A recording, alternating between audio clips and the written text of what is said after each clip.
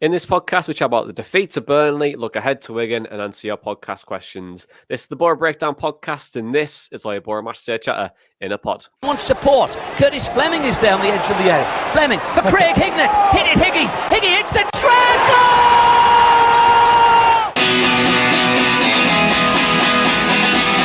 Avenelli coming alive again. Juninho wants the ball played to him. Avenelli spots out Emerson!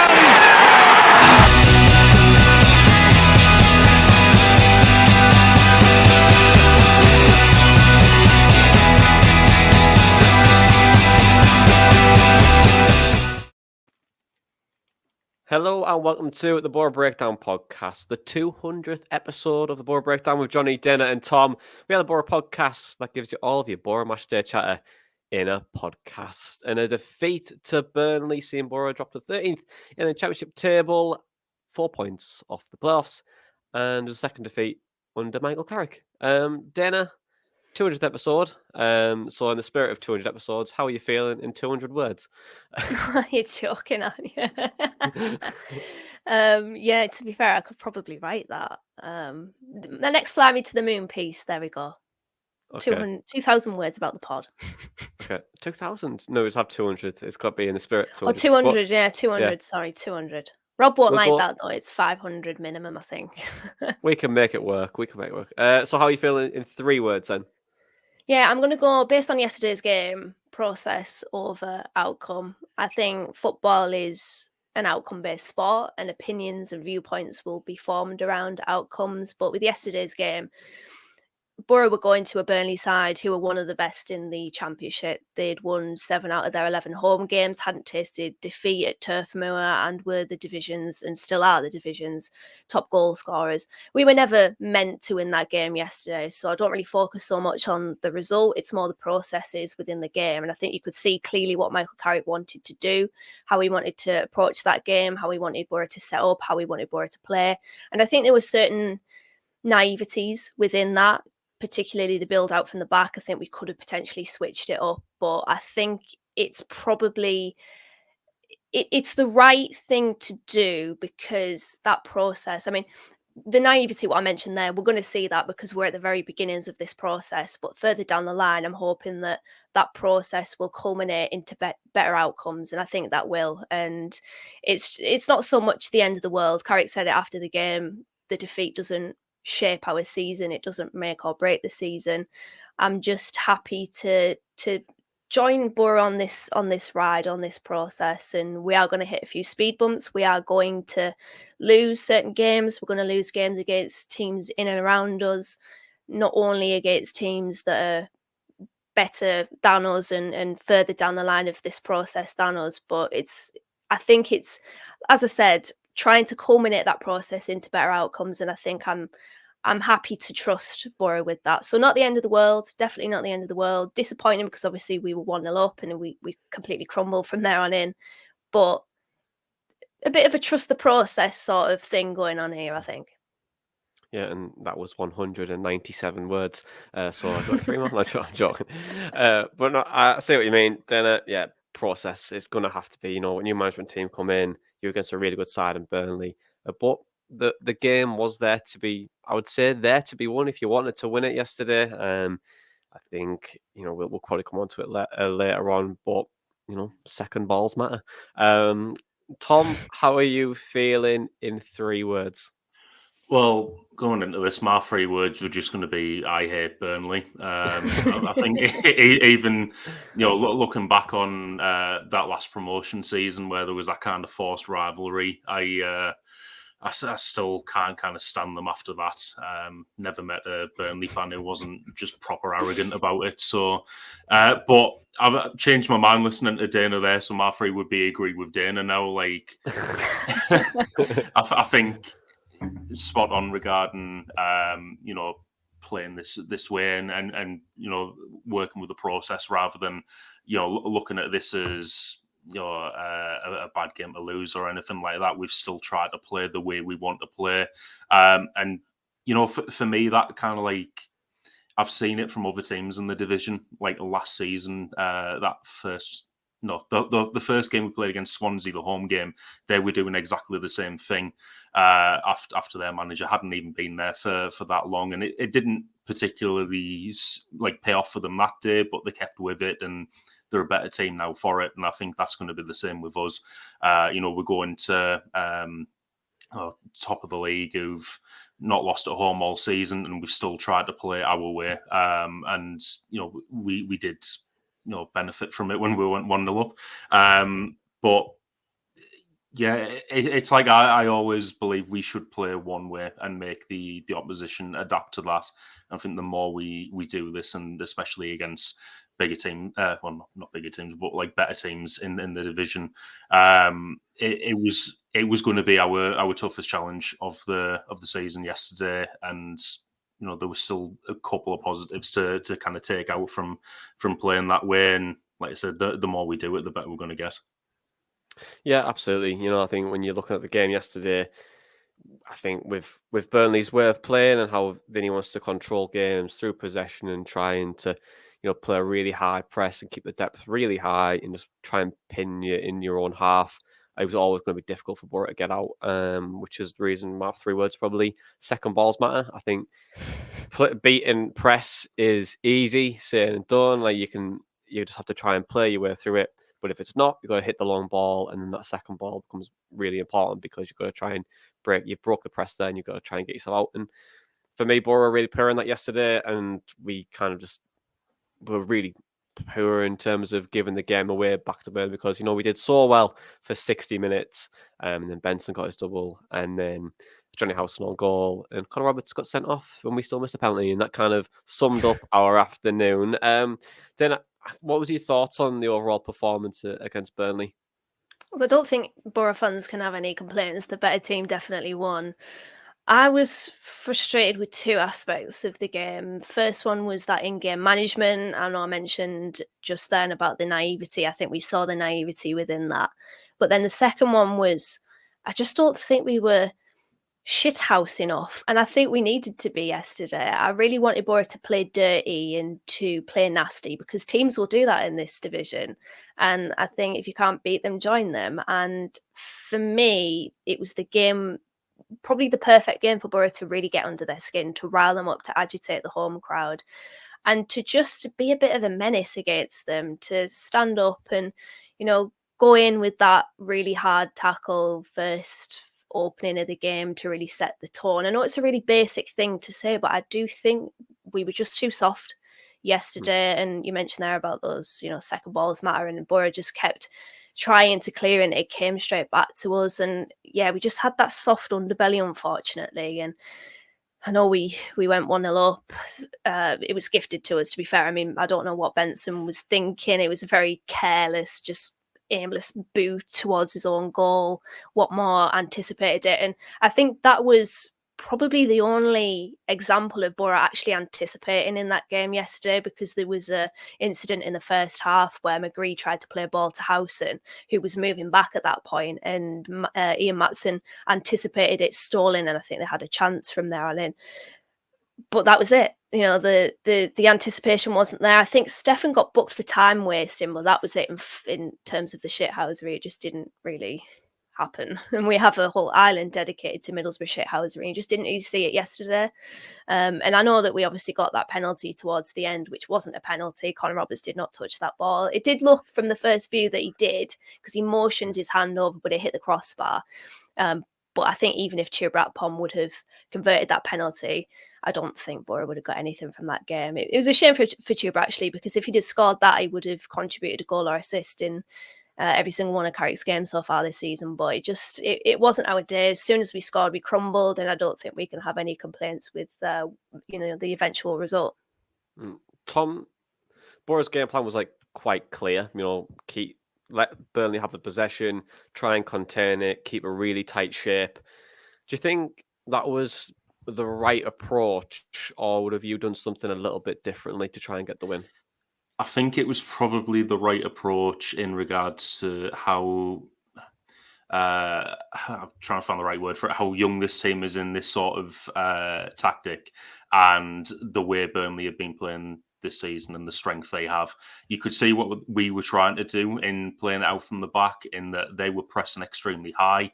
I think the average position map I saw show about 5 of their players on the edge of our box, pretty much trying to close us down, and then the clearances. If they'd worked, it could have been an effective way on the counter attack. It could have been, a couple of quicker players up top who were, getting beyond their defence, but their defence was still kind of quite deep in comparison to the rest of their team. So effectively nullifying that sort of counter attack.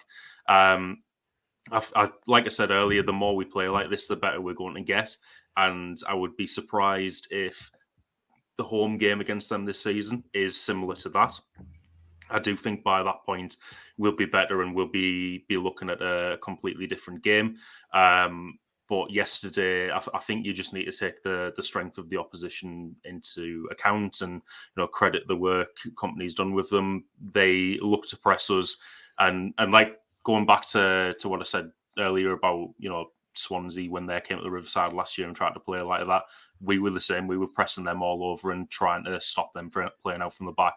It was exactly the same approach, and it worked for Burnley.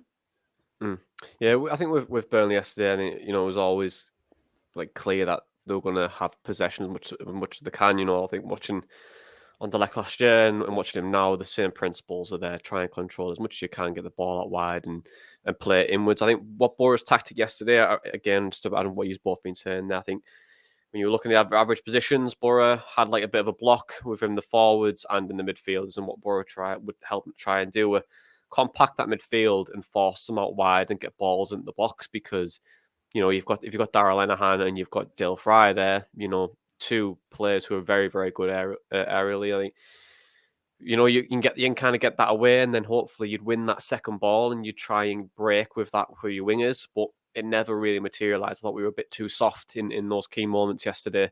And like you were saying there, Dana, try and let them know you're there earlier. Very cliche, same. But I think sometimes, with that, you've got to try and be a bit more shithousery in terms of if the winger gets it, you've got to try and not go through him, but at least make it difficult. Yeah, I think you got to try and make it difficult. I think with Benson yesterday, we'll come to it probably, but it was a really poor goal concede. But if you were there, trying to use your shape a little bit better, try to move across the pitch in much more of a compact shape, it makes things really, really difficult for teams to try and break you down. And you can see through Burnley's XG throughout the season. It was yesterday, 0.9 yesterday, 0 point something for like majority of games, but they do find a way, and they keep finding a way, because teams make big errors against them. But in that first half, then it was 0-0. Nothing really happened. It was kind of like a game of chess, because teams were trying to feel each other out. Boro weren't really getting out their own half. But what would you take from that first half in particular?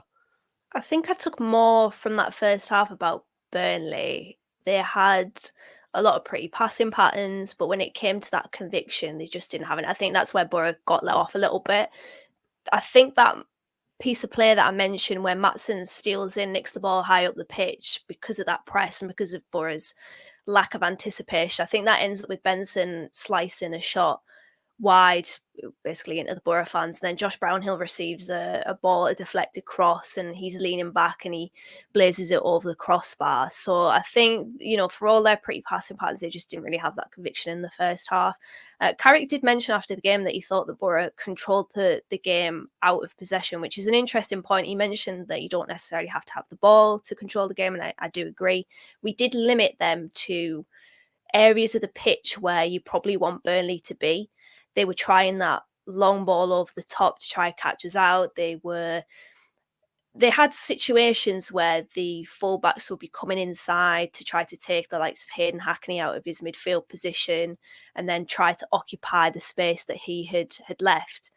But Boro's shape was good. And that's one positive to take from that first half, is that we really nullified them based on our, the spaces that we were taking up on that pitch. We were limiting them to areas that you'd probably want Burnley to be in, so they didn't have that advantageous position to hurt us. So I think that was a positive to take from that first half. But I said to you at half time that it's not going to stay that way.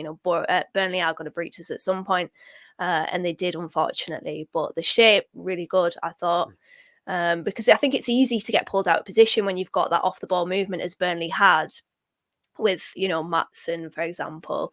But Boro were good in trying to still take up those areas of the pitch that Burnley were trying to empty out, so that they could probably affect the game through those central areas. But yeah, I think shape was good. Burnley had the majority of possession, didn't impress me too much in the first half, but I knew that wasn't going to stick in the second, and I knew that they'd probably come a little bit more at us, and I think they did after we scored that goal, unfortunately.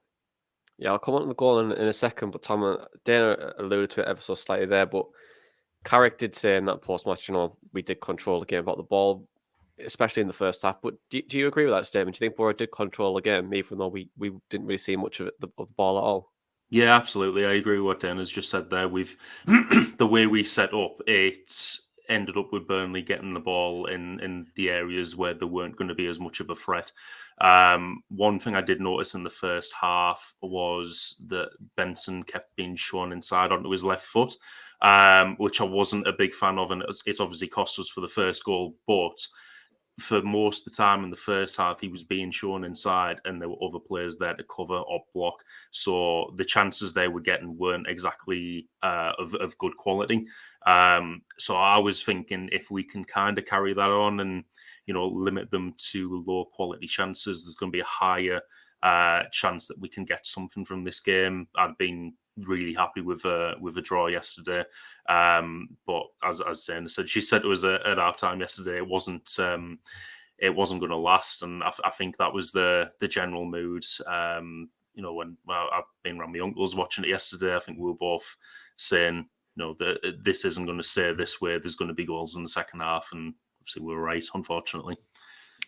Yeah, it did. And to be fair, I thought Carrick's sub, bringing Watmore on as well, was a good sub. Sometimes an inverted winger against against two inverted wingers against each other is a good thing, because you kind of like cross each other out in a way. But it didn't really work that way, because we still have McGray on that left hand side with Giles, and we know we were letting him come into the box. I'll come to that a second, Dana, but we did score the first goal.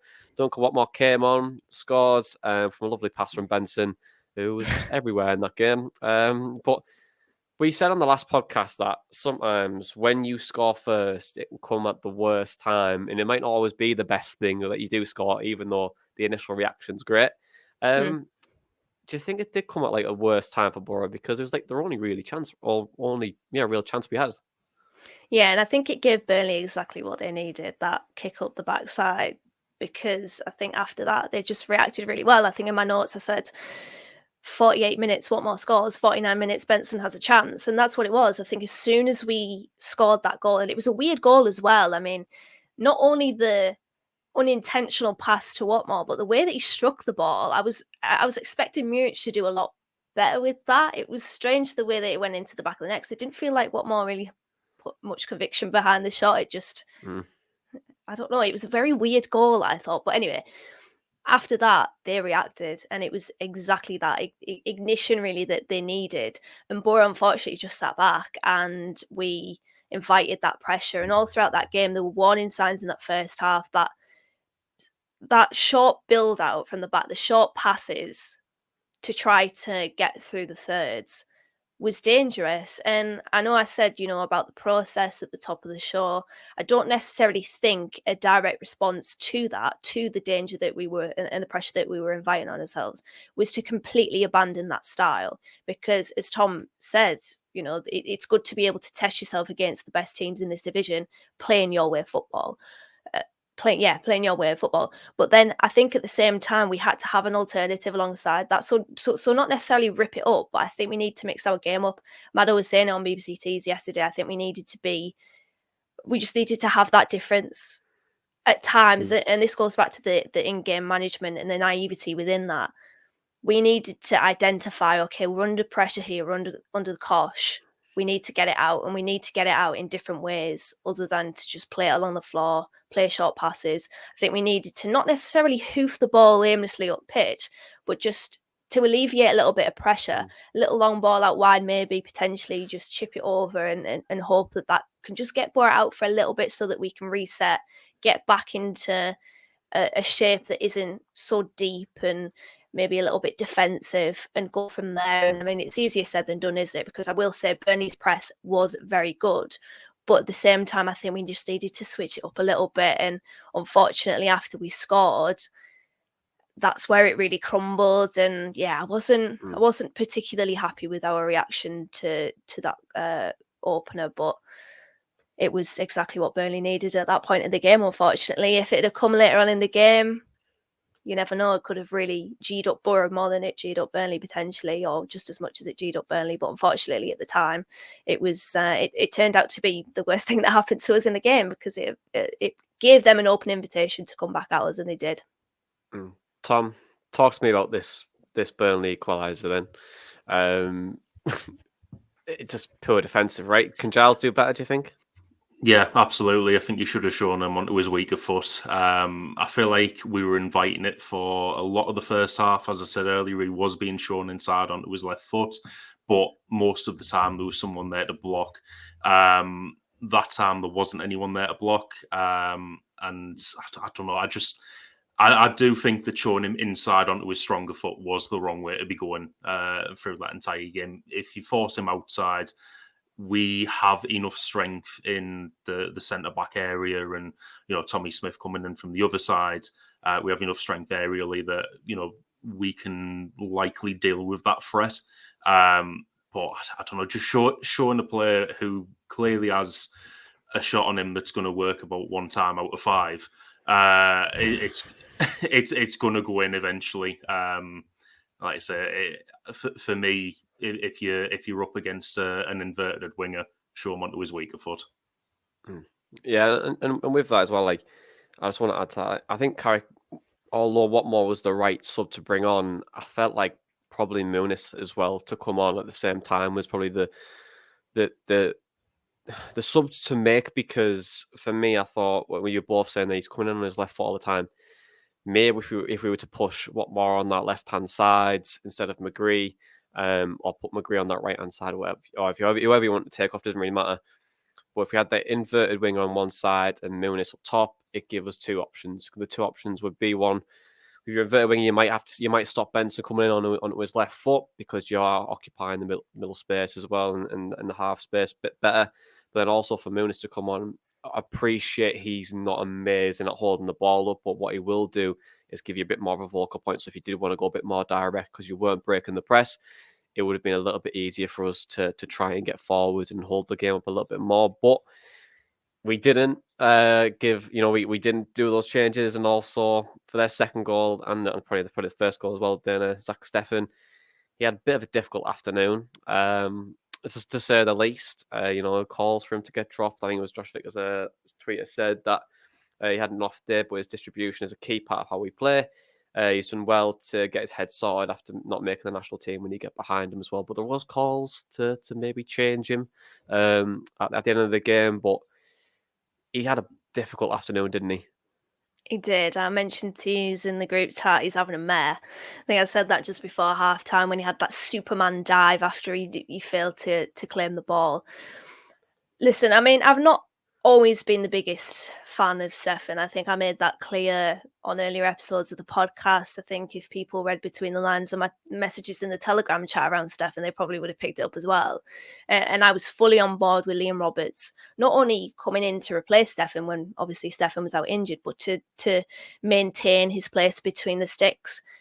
But I must admit, I find a lot of what I've read about Steffen very reactionary, because he has improved under Michael Carrick. I really do believe that. And I think yesterday was honestly his only bad game under Carrick. I don't think he's been man of the match. I don't think he's necessarily stood out as a key performer in a lot of the 7 games that we've had under Michael Carrick, but he's not been bad up until yesterday. So the calls to drop him, I think, are a little bit premature. Obviously, if you take the season as a whole, you've got a point. But I don't think you can acknowledge it, but we've had a change in manager. We've had a change in style. We've had a change of backline in terms of the 3 to the 4. I think Stefan is no longer playing that sweeper keeper role, and I think he's playing a lot more with his feet compared to under Chris Wilder. So it's very different. And Michael Carrick will be looking at that. Every manager does their due diligence. They have the resources to be able to look at what preceded them and came before them. So he will know that Stefan has had a few wobbles this season. But if you're Michael Carrick, you're thinking he's not really let me down as much as he's helped me out. Obviously, yesterday he had a stinker. I really can't stress that enough. He did have a stinker. But to call for his head and want Liam Roberts in, I just think is very premature. So for me, we've become very trigger happy with wanting goalkeepers to be replaced. And I'm not surprised, because we've had Marcus Bettinelli and Joe Lumley as our starting goalkeepers for the last 2 seasons. But I just don't think it's warranted. He's improved. He has improved. And I don't think people are giving him enough credit for that. And this is coming from somebody who has not been a fan of Stefan. But I did think a lot of what I saw yesterday was very, very reactionary and very over the top. Yes, he had a bad game, but that doesn't dismiss the improvement that he's had, and I don't think it's justification for Liam Roberts to come in on Boxing Day. But that's how football works, isn't it? You can have 5 or 6, especially as a keeper, you can have 5 or 6 good games where you certainly haven't been bad, and then as soon as you're the worst thing that everyone's seen. So yeah, it is what it is with Stefan, but I wouldn't drop him. Tom, what's your thoughts on the Stefan situation? I also wouldn't drop him, and I think the key word there was reactionary. No one's really said anything about Stefan in the first 6 games under Carrick, I think it is. I think the only thing that was actually brought up was against Luton. He maybe dwelled on the ball a little bit too long at one point, and the clearance went into whoever it was up front back and then into the side net. But other than that, he is an important part of how we play. We tend to be using him a lot more, as Dan has just said there, with the ball at his feet at the back and using his strength in distribution. I think you drop him for Roberts, who, don't get me wrong, has still played well since when he's came into the team. His distribution is not as much of a strength as it is for Stefan. So, Stefan's vital to this system, and like Dennis just said, that it's reactionary. You have a bad game as a goalkeeper, and suddenly you're Joe Lumley, Marcus Bettinelli, etc. But he's honestly not being that bad. I think the 6 games when no one's really talked about him, that's what you want as a goalkeeper. It's that kind of thing where if no one's speaking about you, you're doing your job well, and also the defence are doing their job well, because it doesn't mean you're being spoken about and being praised that you made loads of saves that you don't really have to make. I'd like to stress just not getting carried away with that result yesterday. Before that, we've came off a win against another team who've just been relegated last season, and then Luton, who are a strong team, who were in the playoffs last season, and then you go into arguably the best team in the league, lose like that. Fair enough. Stefan had a bad game, but you have a bad game against the best team in the league. He could come back into the team against Wigan, not have too much to do, and then no one's going to be mentioning it again.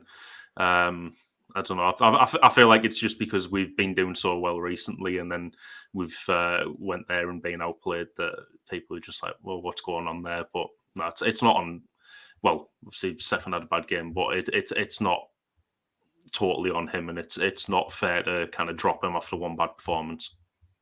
Yeah, it's not. Like, I think, like you said, that time you hit the nail on the head. If no one's talking about you, then you're doing something right, especially as a goalkeeper. And look, everyone has bad games, man. I think it's highlighted more than just because you're a goalkeeper than anything. I think you can break down yesterday's game, and there's plenty of mistakes being made throughout the game, and that is football. Like, when you're an outside player, you're going to make about 10, 15 mistakes in a game, probably. Positionally not perfect, making like a bad pass. But if you're a goalkeeper, obviously it's a higher error, and if you make a mistake, then a lot of teams are normally punished for it. But I would probably stick with Stefan for the time being. Hasn't done anything wrong the last few games, and hopefully we can continue to do that. But if he is playing out from the back, his distribution's really good.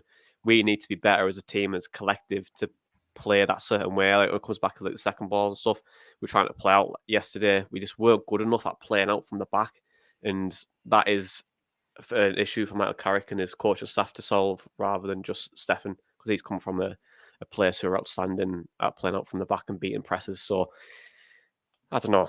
But let's move on to questions then, because each week you send us in your questions from Twitter, or email, theborobreakdown@hotmail.com, or join our Telegram chat with over 300 Boro fans talking everything, probably but Boro at the moment.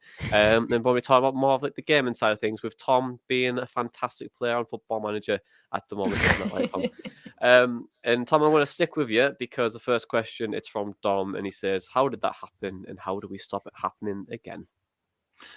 I mean, it happened because we played the best team in the league away from home. We stopped it happening again by continuing to play our way, getting better at it, and then battering them when they come to the Riverside later in the season. And then I'll stick with you then. So the second question from Tom Muldown. He says, do you expect us to sign many first team players in January, or will it be squad options, Dom? Well, from what I gathered from the Kieran Scott interviews, it's going to be first team players, and we've got areas already identified that we want to improve on. I know the numbers thrown around, and I think it was an article from the Gazette said 3 players, possibly 4, but we won't be too gutted if we miss out on the 4th. I think it'll be 3 first team players. It's obviously good to know that with this new kind of structure that we have, we've already kind of identified these targets, and there was a bit of like depth given into how those targets are decided on. Carrick obviously has a say in it, and Kieran Scott and Chris Jones obviously making their input into it as well. I think I'm expecting not big things from this window, because it's 3 players. You can't really kind of expect massive amounts from recruitment on 3 players. But yeah, I think it's going to be a little bit more cohesive than the summer window for sure. At least I would hope so, because we've been saying that for the last 2 seasons, and then Warnock and Wilder both had fits about the types of players that we were trying to sign, but it definitely doesn't seem like Carrick's going to be that type of head coach. So I think it's going to be a bit more cohesive, and 3 first team players, I would imagine.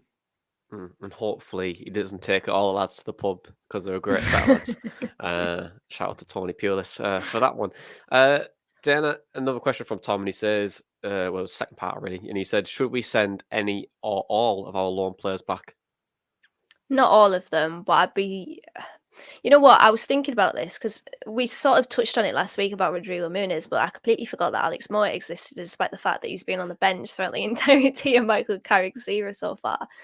And it's an interesting one with him, because my understanding is that West Brom wanted him off the wage bill quite clearly. And how will they sort of respond if Boro were to go back and try to find a mutual agreement to terminate that loan? Because I think I was reading something in The Athletic. West Brom are in dire straits at the moment in terms of financially, and I think they're crying out for new ownership and new blood, new finances being put into that club. So, I mean, I don't think that sending Alex Moore back is going to liquidate them. I think, let's not be dramatic, but they obviously sent him out on loan for a reason, for a financial reason. I don't know about that. But I also don't see how he gets into that side, because this is no longer a square pegs in square holes, or round pegs in round holes sort of situation. We don't necessarily need left footers on the left anymore, because we've got 2 right-footed midfielders in the centre of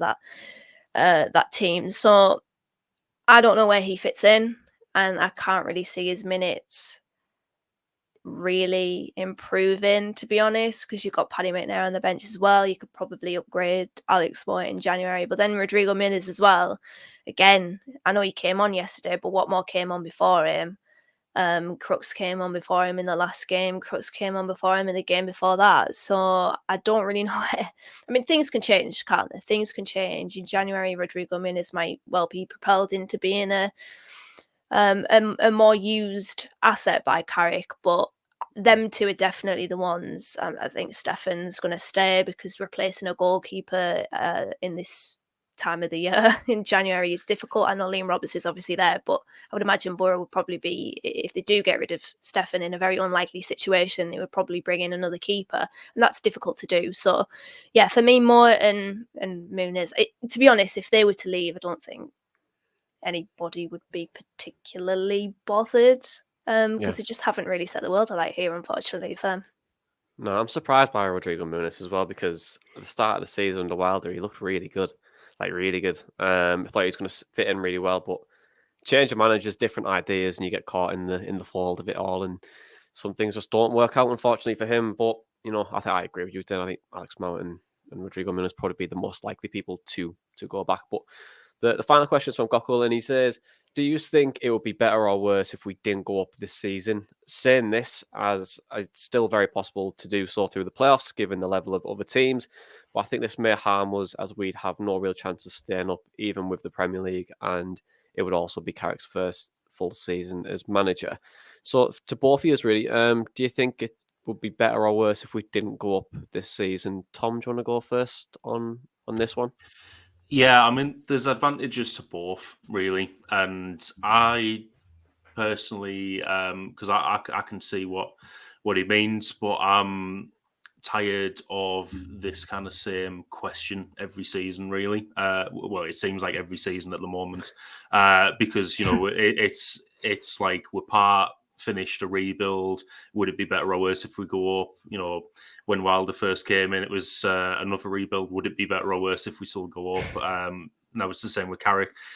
If we go up, we've got Premier League money. We can work on the rebuilds a lot faster. Fair enough, it would be Carrick's first full season as manager, but he'd have got us there.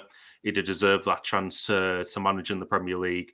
And I think a lesson to be learned from the last time we were there, he would deserve the chance to bring us back up if we went down.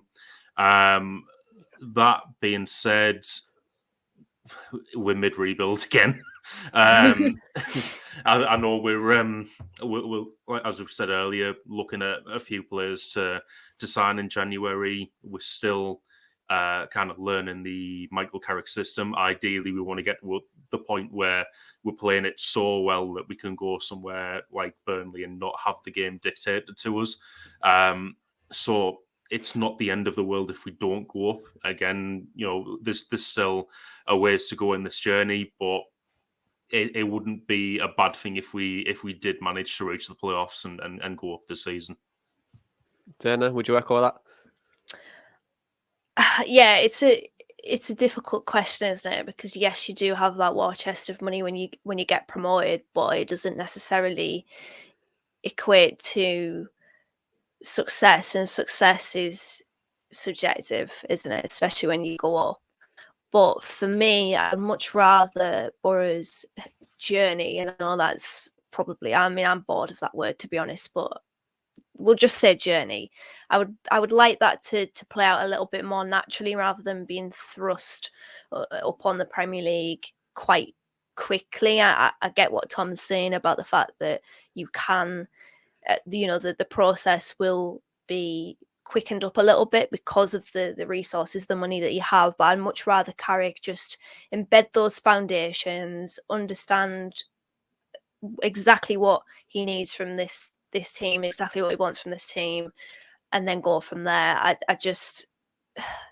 don't know whether people agree with this, but I don't care about the Premier League. I don't. I love the Championship. I think it's a wonderful, wonderful league. It throws up so many incredible, crazy, ridiculous, bonkers narratives.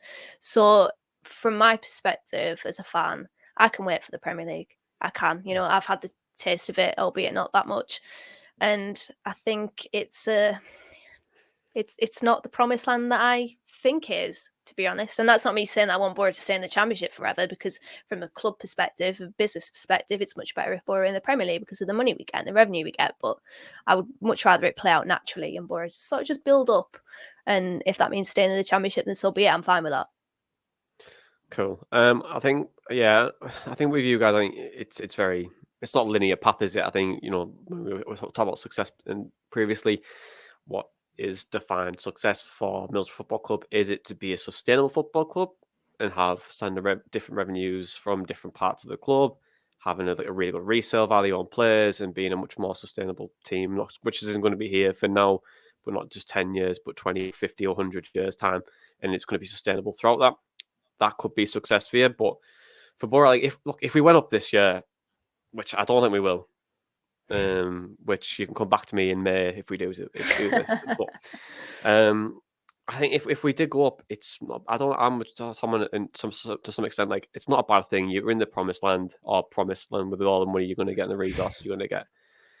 And yep, you're going to get more exposure. Carrick will get more exposure as a coach. It'd be Michael Carrick's Middlesbrough, Jonathan Woodgate, like two big players have taken this team from mediocrity under Chris Wilder to successful team, and I can see the narrative now.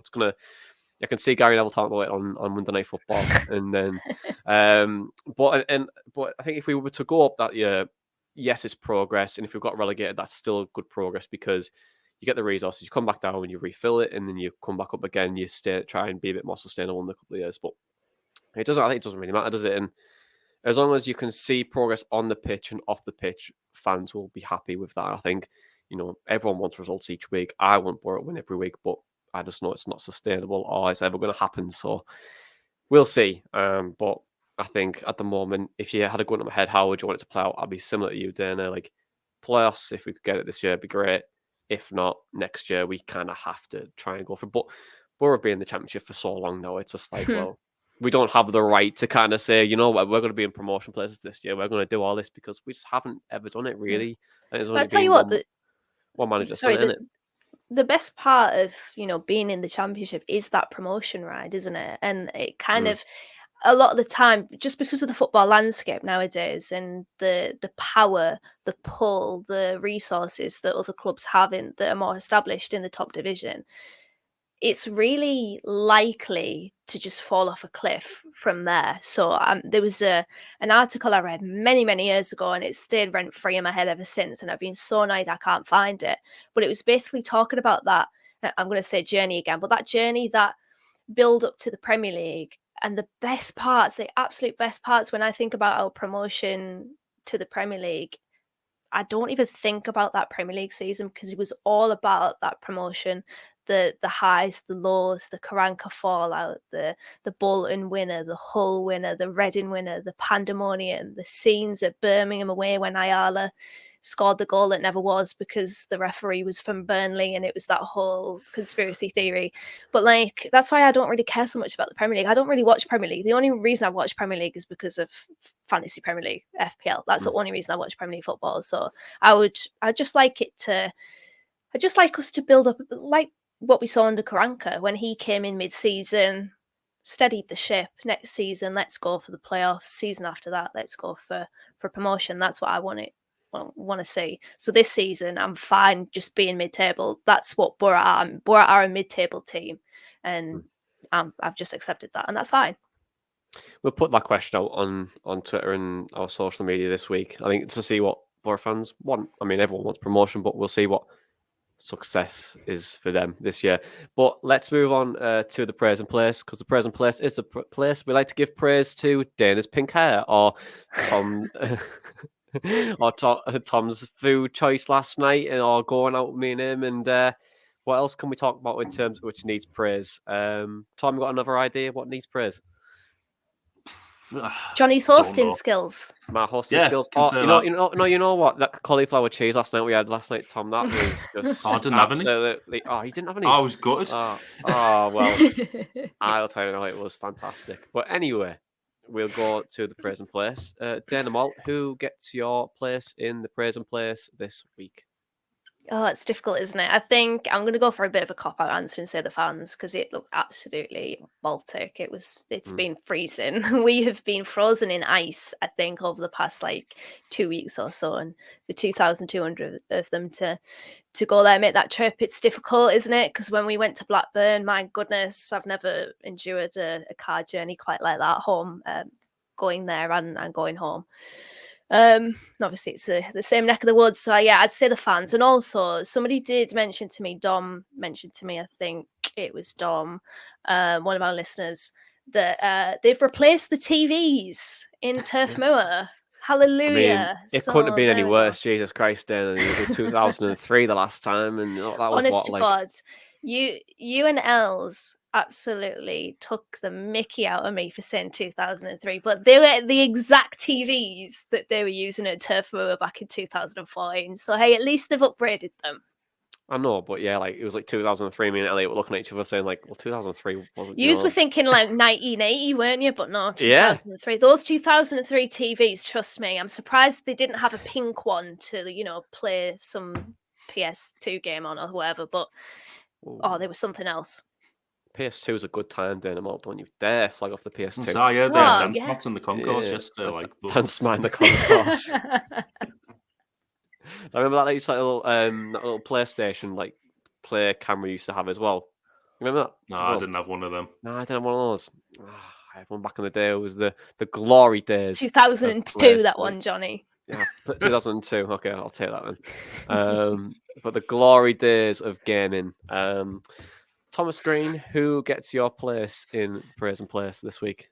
Well, I was going to say nobody, but I feel like now that Dana said the fans, I'm also going to go with the fans. It was Baltic yesterday, and for the price they have to pay for them tickets, I mean, I got offered the chance to go, and I was like, 30 quid to go to Turf Moor? Nah, I can't justify that. I'll go to Blackburn instead. That stand's not worth 30 quid, so I will say the fans for paying that money and going to Baltic Burnley on a Saturday. Okay then, I will go to Duncan Watmore for my place in the present place, because I am quick to slag him off at times, and yes, I just think that he's a runner and just presses and loves it. But for me, he comes on sometimes, he just impacts games, and I've enjoyed him coming off the bench over the last couple of weeks under Carrick's tenure, and I feel like he should stay there because he brings a lot into the final third of the game, and he's been a really good servant for us over the last few seasons, and I think he's just been so valuable in terms of what he's brought in that time and what he's continuing to bring. And maybe he could be someone that leaves in the summer or in the January, but for me, he's been really, really good servant for us, and I think he just deserves that place in the present place. And his finish yesterday, it was a bit tame. It still found a way, and Duncan Watmore always finds a way. Doesn't matter where it is, Watmore will find a way, and he deserves a lot of praise for that. So well done, Duncan. You are at my place in the present place this week. But let's move on to Wigan then, because Boro have their second Lancaster team. We have a Lancaster triangle at the moment because, we played Burnley. Now we've got Wigan, and then after that we've got Blackburn as well. So the second Lancaster team we play. Colo Toure and Kevin Betty are in charge at Wigan now, and it's kind of, the tail's been flipped on its head since we last played Wigan, because they were mid-table under Liam Richardson, and we were in the bottom three, and the tables have turned. They're second bottom and play Sheffield United on the Monday. So they could have had a result depending on when you listen to this podcast. But they are playing a 4-2-3-1. Will Keane is still the top goal scorer with 10 goals and contributions, so 10 goals and assists collected together. Max Power and Jack Watmore are my two standouts to watch. Max Power is playing that central midfield role, and Jack Watmore, who got rinsed by Duncan Watmore. While speaking to Barry from the Progress for Unity podcast this morning, he said hasn't been the place since, so... He's probably going to have an absolute... Ruined by Duncan. Watmore killing a Watmore. I mean, watch it, he'll have an absolute blinder. But we're going to have a show dedicated to Wigan coming out on Thursday with Barry from the Progress for Unity. And it's such a good Wigan podcast. Barry's absolutely amazing, so we thought we'd give him a show dedicated to him. But their style of play now is a little bit different to Liam Richardson's side. It's a lot more progressive in terms of they're trying to get the ball up to the striker a little bit quicker. It's a bit more faster-paced possession style. And he started off quite well. 1 win, 1 draw, but who knows where Kolo Touré will be come the end of the season, because they look like they're struggling at 23rd position. But I do really like Wigan. I think they've got a good set of fans, really passionate bunch, and they always do a good pie every time I've been at the ground. I was thinking that just then. So there you go. Pie, Wigan pie. Yeah. They're kind of like my second. If you had to have a second team in the Championship, I think mine would be Wigan. I quite like Mine Wigan. would be Derby County. Oh yeah, that's a joke, isn't it? You was sat there looking at me like I had about like, 6 heads. I was like, have you been dropped on your head since you got your haircut or something? Yeah. Because you hate Derby County with an absolute passion. I feel like we've got 200 episodes just of you 2000. slagging off. Yeah, 2,000 episodes Like of I you said. slagging off Derby County. But predictions for Boxing Day, we have had Christmas. We've been full of Christmas dinner, and all the holiday season we'll have just killed everyone because everyone will be full and just sick of beer. But predictions, Tom, what do you think? I'm going to go 2-0 to us. I think, although it does look like Kolo Touré is, bringing in a better style, and they look to be getting results pretty much straight away, I'm hoping that home advantage and the strength of the squad and the fact that we've been playing this way a little bit longer than they have is going to make the difference there. I'm expecting it to be a totally different game to the away game. I think they will come and give us a game. I just think we'll get one early on and then probably another one late on. Okay, 2-0. Dynamo, what do you think? Blockbuster 3-0 Boro, I think. It seems like whenever we play on Boxing Day, we bring it a lot of the time, especially at the Riverside. So, yeah, I'm going to go 3-0 to kind of capitalise on their difficult form and just the way that their season's sort of plateaued a little bit. And I think that we will be back on track with an emphatic 3-0 victory. I wish I could go 2.5-0. Just kind of the ball crosses halfway over the line or something. Over 2.5 goals. That's what. I'll go over 2.5 goals, mate. Yeah, I'll do that.